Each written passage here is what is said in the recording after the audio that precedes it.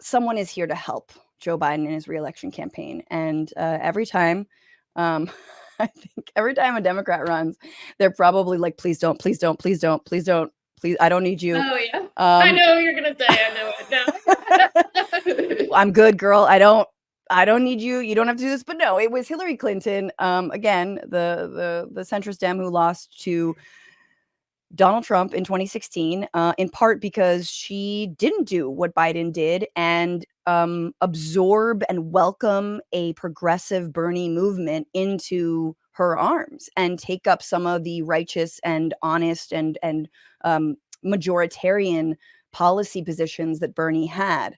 And here she is on Morning Joe on MSNBC, and she's basically like, look, these students are dumb. They're just dumb. I have had many conversations, as you have had, with a lot of young people over the last many months now. And you're right. They don't know very much at all about the history of the Middle East or, frankly, about history in many areas of the world, including in our own country. But with respect to the Middle East, they don't know that under the bringing together of the Israelis and the Palestinians by my husband, the then Israeli Prime Minister Ehud Barak, the then head of the Palestinian Liberation Organization, then the Palestinian Authority, Yasser Arafat.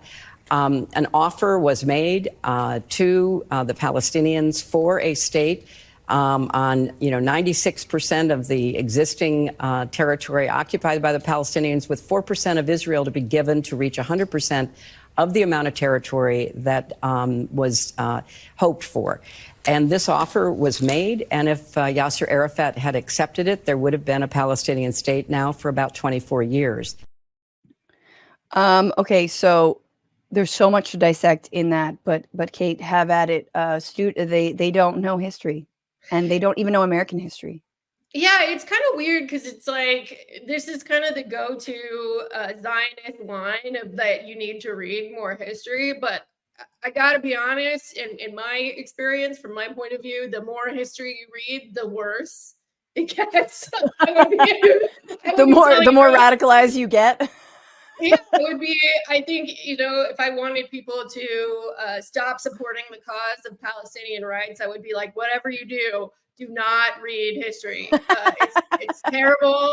There's nothing for you there. Waste of your time. So boring. Yeah, I learn biology. How much time have you spent learning biology? Yeah. But no, I mean, I'm, a lot of these kids that are, at some of America's premier universities, they're studious people. I find it very hard to believe that they have not actually read some history about this. Right. Well, that's the other. Okay. Number one, I mean, not that Ivy League students are smarter in any way. Oftentimes they are richer.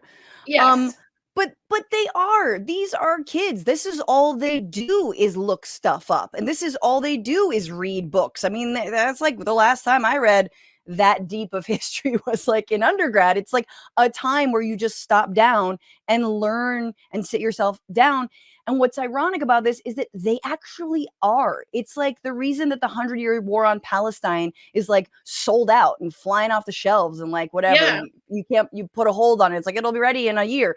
It is the reason that people are being radicalized on this. So it's wrong on that level, but it's also saying the same thing, which is, the families who are crying over all of their children being murdered by a missile strike that hit a foosball table in a playground.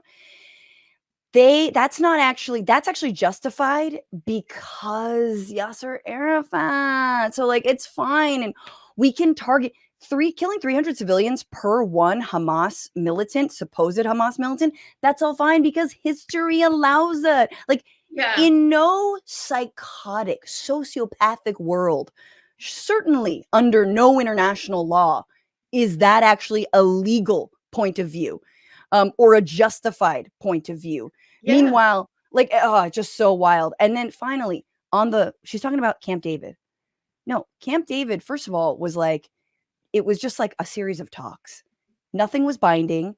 And yes, nothing was agreed to. You can fucking Wikipedia this. They failed because they didn't reach any conclusions on territory, Jerusalem, refugees and the right of return, security arrangements, and settlements. That's literally all the aspects of this conflict. Like, did they agree on who owns like the tabbouleh salad, or is it an Israeli salad? Is it like, did they agree on like where falafel came from? No, they didn't agree on shit.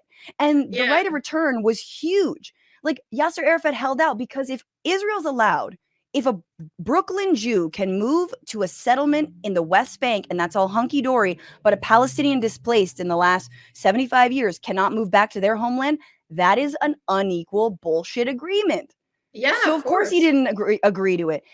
And then final thing, if the far right in Israel hadn't tanked Oslo, Palestinians would have had a state far longer than that. They'd have a state, whatever, like 8 years before or whatever it was. 93, yeah. Not 8 years before, but a couple years before. So it's like, stop this whole, like, there was a generous offer. They didn't take it. That's why all of these children in incubators, they had to die. Yeah, it's just, I mean, like, just the messaging of all of this, like, oh, you need to learn more, or whatever. Like, yeah, learning is always good, but like the subtext of all of these statements, I feel, are like, yeah, you need to learn about why these people are not actually worthy of being treated as humans. And it's like, no, nobody's gonna learn that. Like, we aren't bought into that. Yeah. What's going on, Frantifa? If you haven't already, subscribe to this channel right now. Hit that button. And also, you can become a patron and support the show every single week. Get access to bonus episodes and exclusive merchandise. Patreon.com/bitchuation room. Do it.